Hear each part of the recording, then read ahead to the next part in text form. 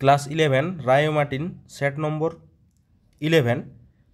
11টা শুরু করছি এবং গ্রুপ এ এবং গ্রুপ বি ফুল সমাধান করে দেওয়া আছে, এখানে ফুল সলিউশন পাওয়া যাবে।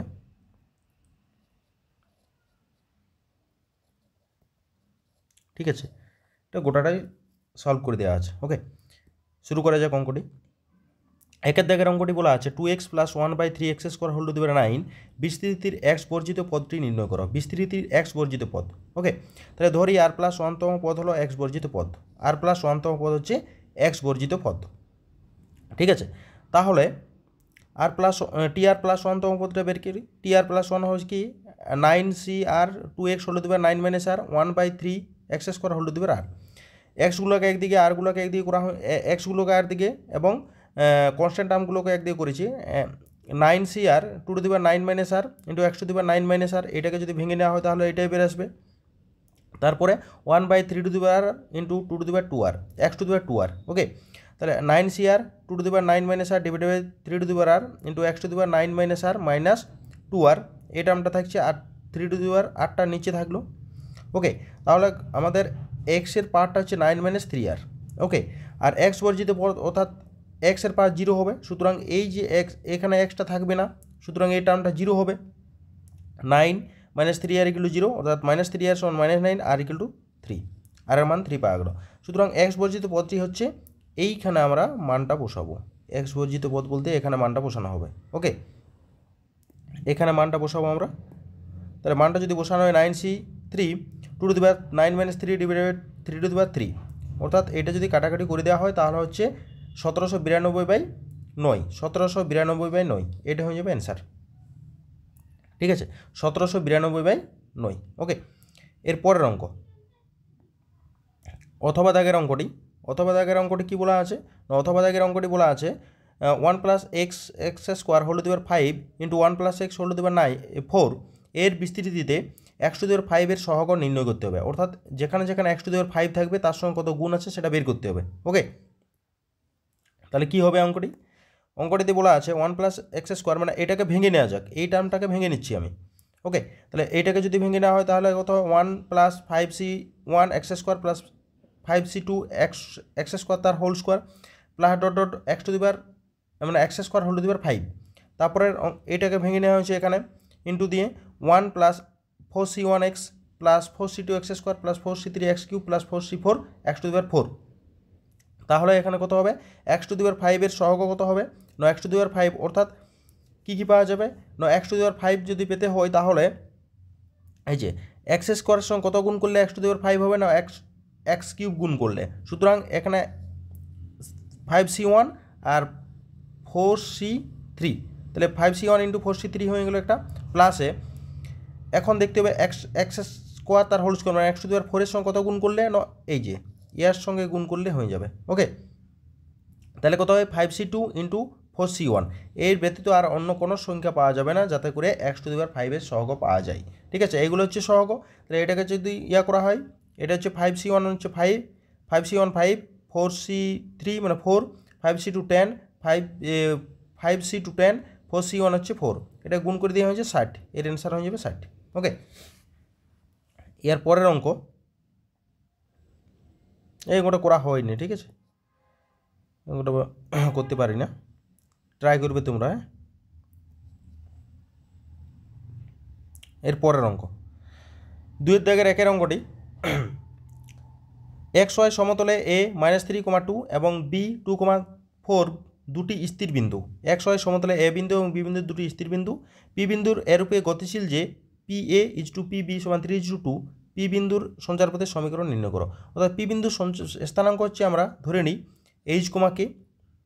p এ সমান কত হবে?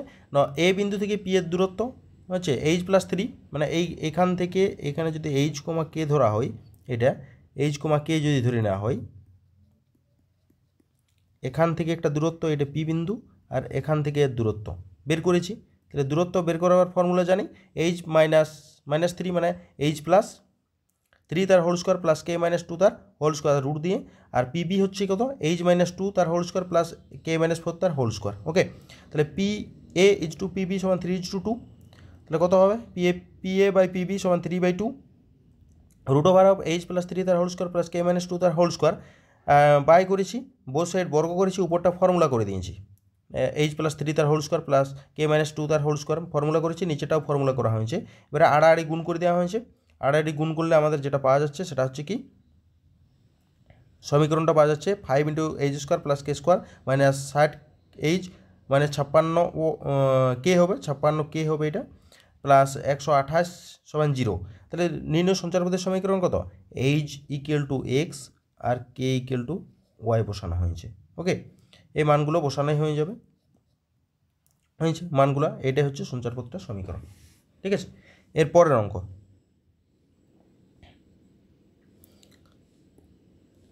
একটি বৃত্ত মূল বিন্দু থেকে +3 একক দূরে উভয় অক্ষকে স্পর্শ করে +3 একক দূরত্বে বৃত্তটির সমীকরণ নির্ণয় করতে হবে। ওকে, এই বৃত্তটির সমীকরণ বের করতে গেলে আমাদের কি না, নির্ণয় বৃত্তের কেন্দ্র হচ্ছে কত, যেহেতু এই ছবিটা হবে এইখানে টাচ করেছে, এখানে টাচ করেছে, কত একক দূরত্বে, এখান থেকে 3 একক, এখান থেকেও 3 একক।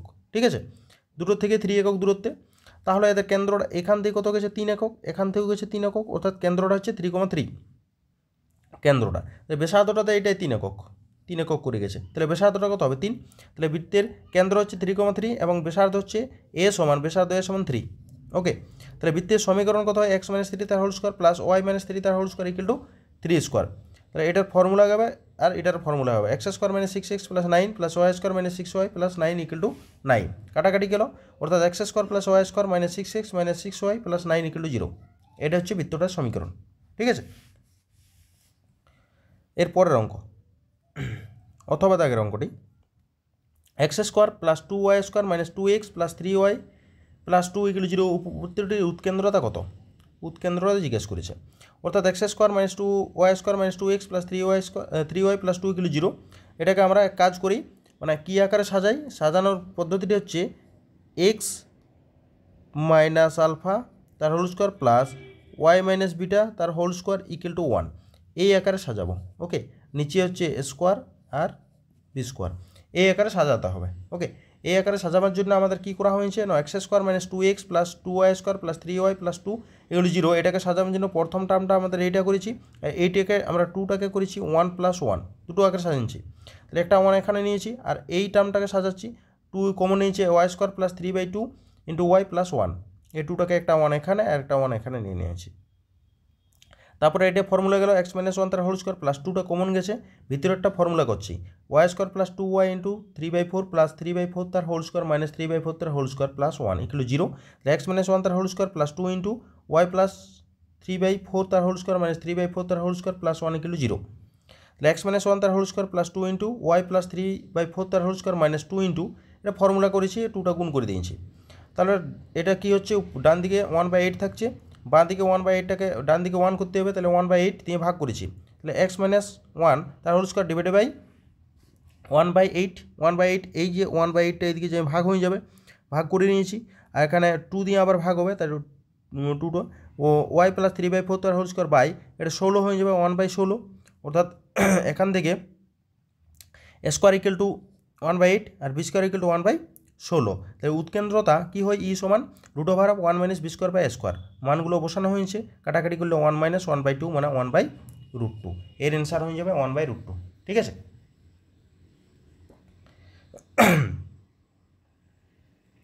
তারপরের অঙ্ক 3 দাগের অঙ্ক, 3 দাগের অঙ্ক কী আছে, একের দুটি চক্কা একসঙ্গে চালনা করা হলো, ছক্কা দুটির উপরিতল প্রাপ্ত সংখ্যা দুটির অন্তরফলের সংখ্যামান 1 হওয়ার সম্ভাবনা নির্ণয় করতে 1 হতে হবে। তাহলে দুটি চক্কা একসঙ্গে চালনা করা হলে নমুনা দেশে মোট নমুনাবিন্দুর সংখ্যা হচ্ছে 6 স্কোয়ার ইকুয়াল টু 36। ঠিক আছে, এরপরে এ হলো প্রাপ্ত সংখ্যা দুটির অন্তরফল 1 হওয়ার ঘটনা। তাহলে এটা কী হবে, কাদের সঙ্গে 1 হবে, 1 2 2 1 2 3 3 2 3 4 4 3 5 4 5 5 4 5 6 6 5, এগুলো কি হচ্ছে, এদের অন্তর্ফলটা 1 হবে। এতে কতগুলো আছে, এগুলো আছে 10টা টোটাল। তাহলে প্রবাবিলিটি অফ এ মানে 10 বাই নমুনা দেশে মোট নমুনাবিন্দুর সংখ্যা হচ্ছে 36 মানে 5/18। ওকে, প্রবাবিলিটি অফ এ সমান 5/18। ঠিক আছে, এরপরে অথবা দাগের অঙ্কটা হবে, অথবাটা। ঠিক আছে, একটি পরিবারে 3 জন শিশু আছে, একটা পরিবারে 3 জন শিশু আছে, দুজনের একই জন্ম তারিখ হওয়ার সম্ভাবনা নির্ণয় করতে হবে। একটি পরিবারে 3 জন শিশু আছে, দুজনের একই জন্ম তারিখ হওয়ার সম্ভাবনা নির্ণয় করো।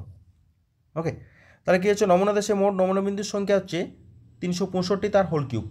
365 তার হোল কিউব নমুনা দেশে মোট নমুনা, কারণ এই যে 3 জন পরিবার, 3 জন শিশু আছে, তাহলে হচ্ছে 3 জন শিশুর মধ্য থেকে একজনকে নির্বাচন করা হয় কত রকম, 3C2 রকমে।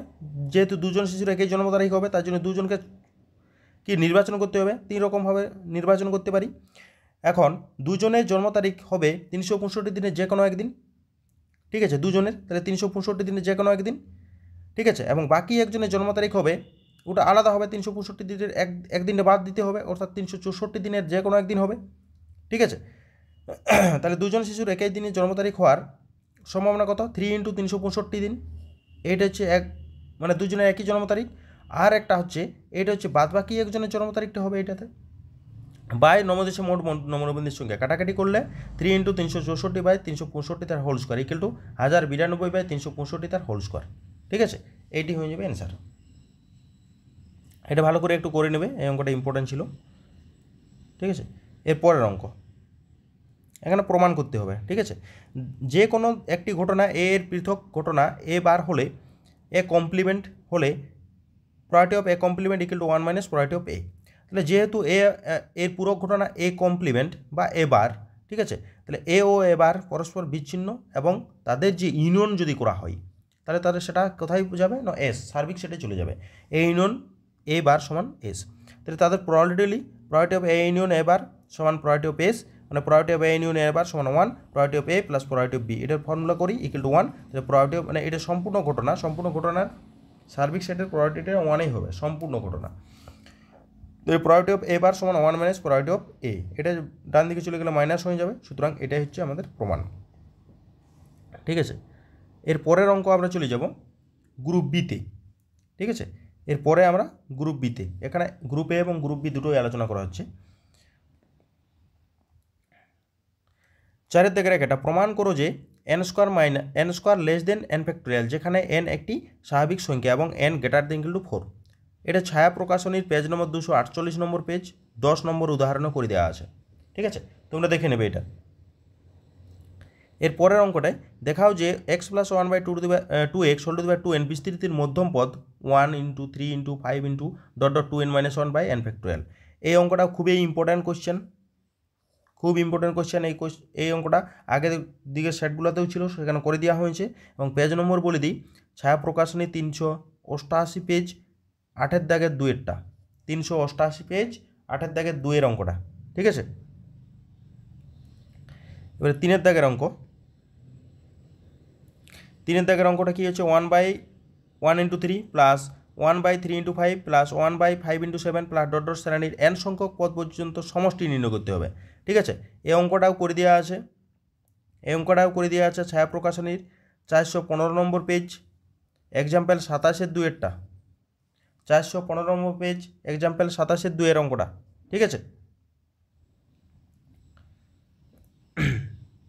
এরপরের অঙ্ক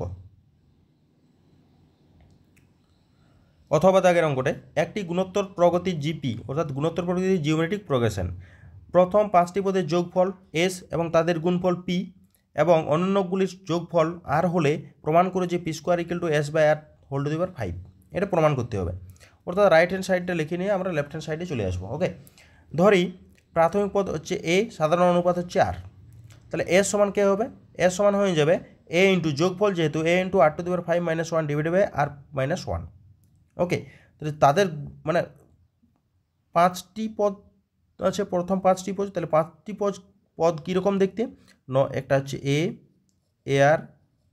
ar square, ar to the power 3, ar to the power 4, তাহলে 1 2 3 4 5, 5টা পদ আছে এখানে।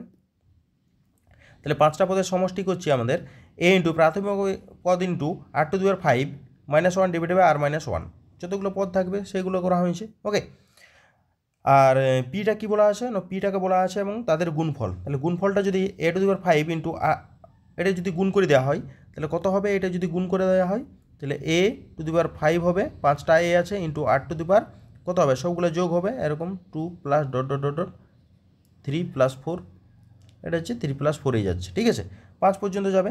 তাহলে এদের যোগফলটা কত হবে? এটা 4 × 4 + 1/2, কাটাকাটি করলে হচ্ছে a⁵ 8⁻10 হয়ে যাবে। ওকে, 8⁻10, এটা হচ্ছে পি এর মান, এস এর মান জানা গেল। এখন আর সমান কী বলে? তাদের অনন্যকগুলির সমষ্টি। আর সমান বলে দেওয়া আছে, অনন্যকগুলির যোগফল হচ্ছে আর, ঠিক, আর হবে। তাহলে 1/a + 1/ar + 1/ar² + 1/ar³ + 1/a × r⁴, ঠিক আছে। তাহলে কত হয়? প্রাথমিক পদ হচ্ছে 1/r ইন্টু এটা কত হয়? অনুপাতটা হচ্ছে 1/r এর অনুপাত হয়, ঠিক আছে। তাহলে 1/8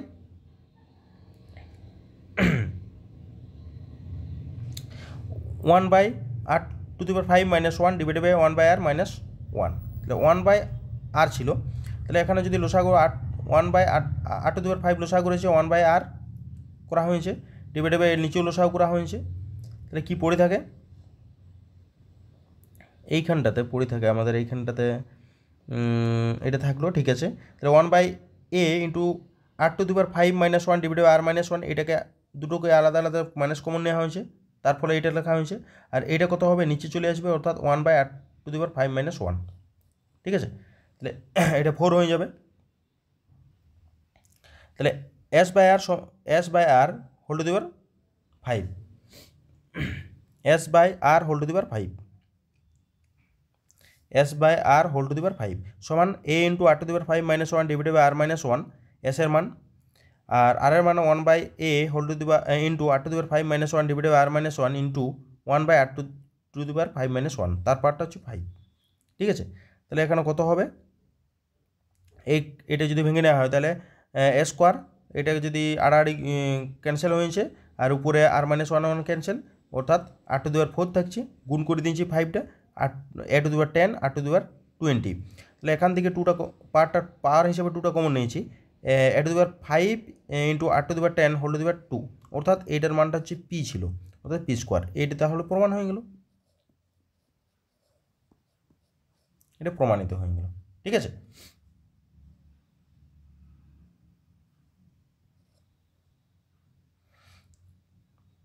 এরকম একটা 5-এর 1-এর অঙ্কটা খুব ইম্পর্ট্যান্ট কোশ্চেন, 5-এর 1-এর অঙ্কটি, ঠিক আছে।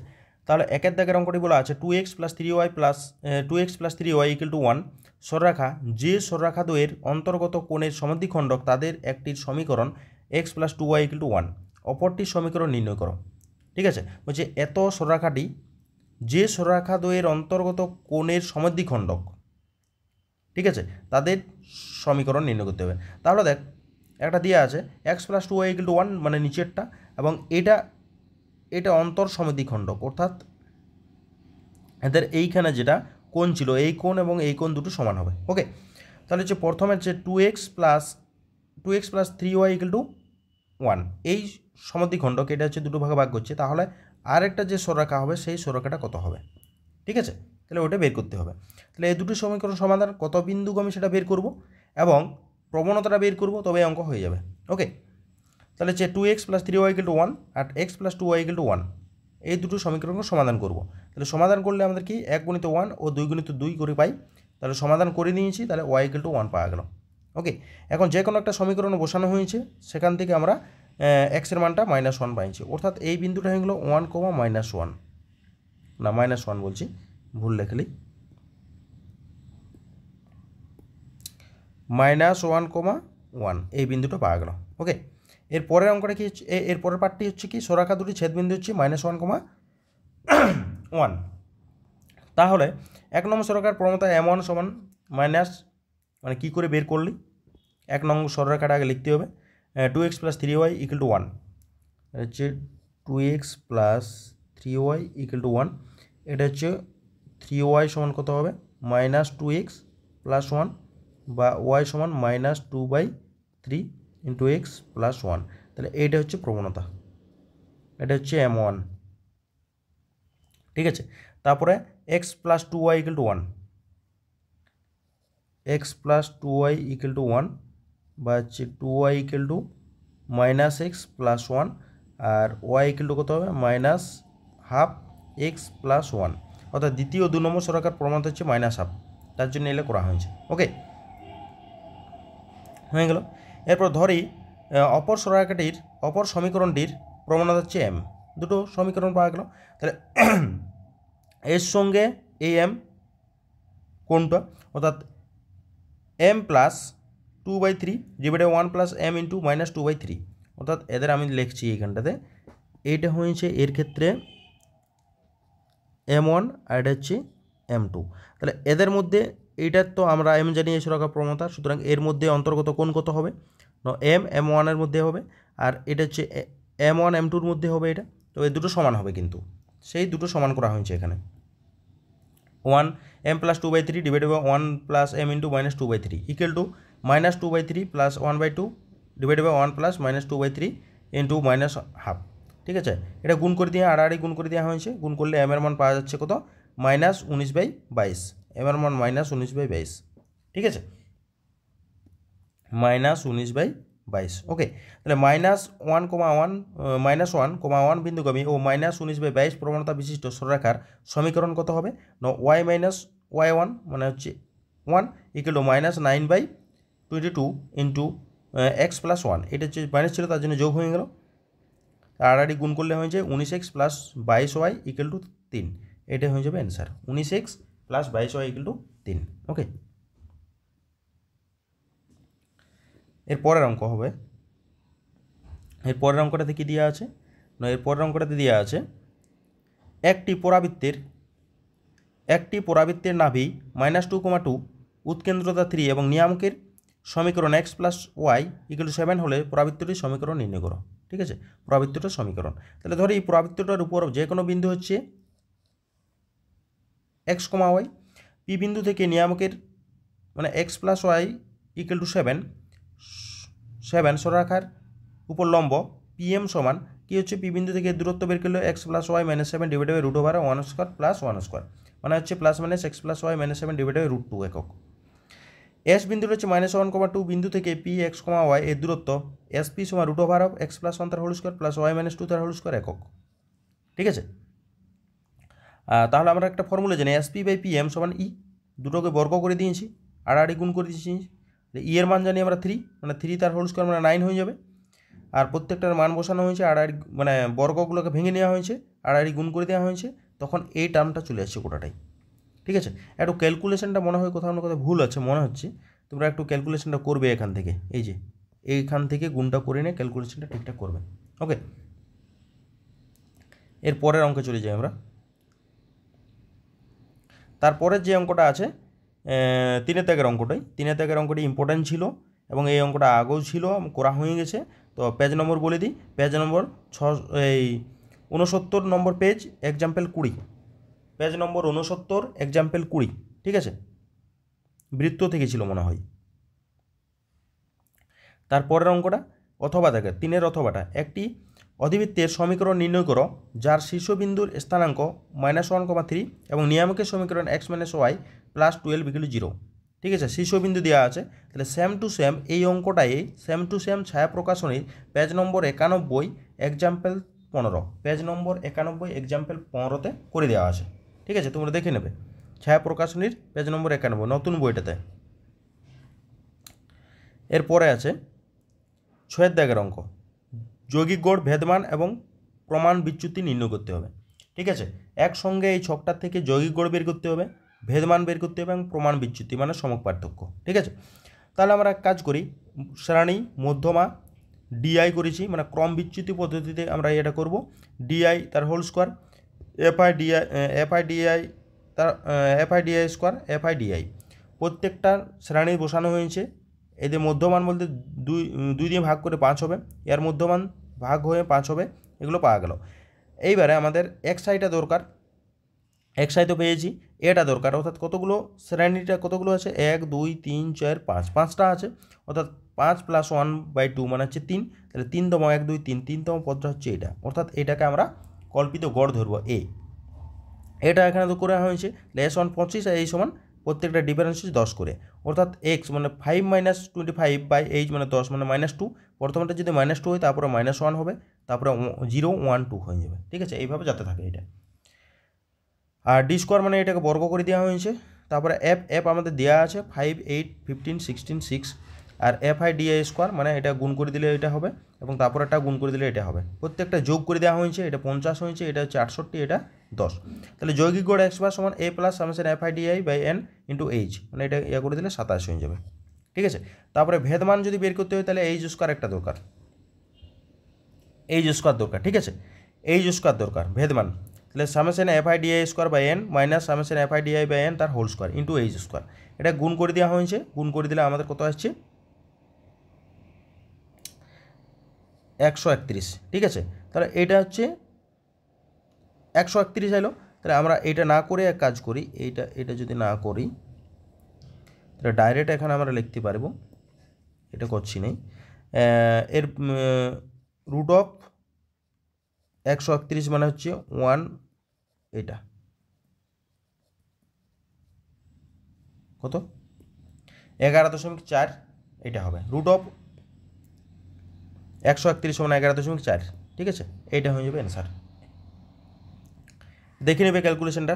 ঠিক আছে, এর পরের অঙ্কটা আছে আমাদের মধ্যমা সাপেক্ষে গড় বিচ্যুতি। মধ্যমা সাপেক্ষে গড় বিচ্যুতি অর্থাৎ m, এটা হচ্ছে m, মানে এটা একটু লিখে দিই, xi মাইনাস m ছিল। ঠিক আছে, মধ্যমা সাপেক্ষে এটা ছিল FI xi মাইনাস m, মধ্যমা সাপেক্ষে গড় বিচ্যুতি। তাহলে 3 3 পরিসংখ্যাগুলো এবং xi-গুলো বসানো হয়েছে, যৌগিক গড় হচ্ছে যোগ হয়ে যাবে, এটা বরাবর 3, এটা 3 সঙ্গে 3 যোগ, 4 সঙ্গে 3 যোগ করে গেছে, টোটাল আমাদের এখানে পাওয়া গেছে 30, অর্থাৎ n এর মান হচ্ছে 30। এবং এইখানটাতে m এখন বের করতে হবে। তাহলে m বের করা হচ্ছে n ইকুয়াল টু যুগ্ম, সুতরাং m মধ্যমা বের করতে m ইকুয়াল টু 30/2 তম এবং 30/2 প্লাস 1 তম পদ গড় বাই 2 দিয়ে নিয়েছি, অর্থাৎ গড় করেছি, অর্থাৎ 30 মানে 15 থেকে বড়, এখানে খুঁজতে হবে 15 থেকে বড়, এই বরাবরটাই আছে 15 থেকে বড় 8, মানে এই বরাবর কত আসছে 13। ঠিক আছে, একটা 13 নিয়েছি।